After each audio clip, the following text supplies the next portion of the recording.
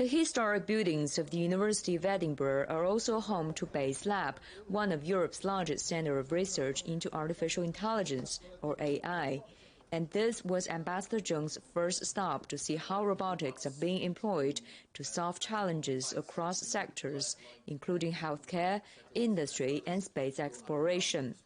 The lab has an ongoing joint program with Chinese tech giant Huawei to test the use of AI robotic systems with mobile phone networks.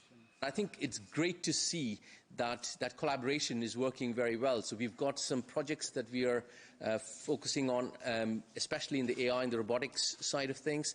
And the idea is if we can now keep that kind of, we call it the sort of dual dumbbell model, where there's a lab here, there's a lab there, and there's a collaboration across the two countries. That is what we're trying to push, and I think the ambassador was very happy to see that happen. Researchers said the recent COVID travel restrictions have put a damper on bilateral cooperation in recent years, but hope the lifting of restrictions will see cooperation on AI robotics flourish. Ambassador Zheng's visit comes as China-UK marks 50 years of diplomatic ties. While bilateral relations has weathered troubled waters in recent years, there's a willingness from officials from both countries for more understanding and cooperation. Speaking at a lunch reception, Ambassador Zheng said China-Scotland cooperation remains a pillar of bilateral ties, and the two must work together to face significant challenges. The pandemic is yet to be over. And now the Ukrainian crisis. The world economy is quite sluggish.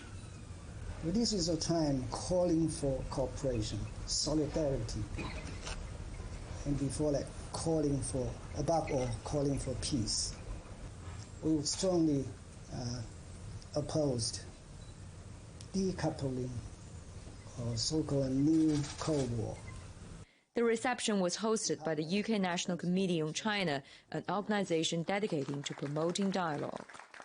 Since its inception, the UK NCC has been successfully, I think, bridging the gap in understanding between the UK and China, with the participation and support of both the British and Chinese governments at national and regional events. And 30 miles outside Edinburgh, the ambassador visited another joint venture which strengthens bilateral ties. China's BYD, which makes electric vehicles and batteries, has been working alongside Britain's biggest bus builder, Alexander Dennis Limited, since 2015. Sales of the British-built and BYD-powered EV buses reached a milestone last month when sales of the electric bus reached 1,000. Zhang Yini, CGTN, Edinburgh.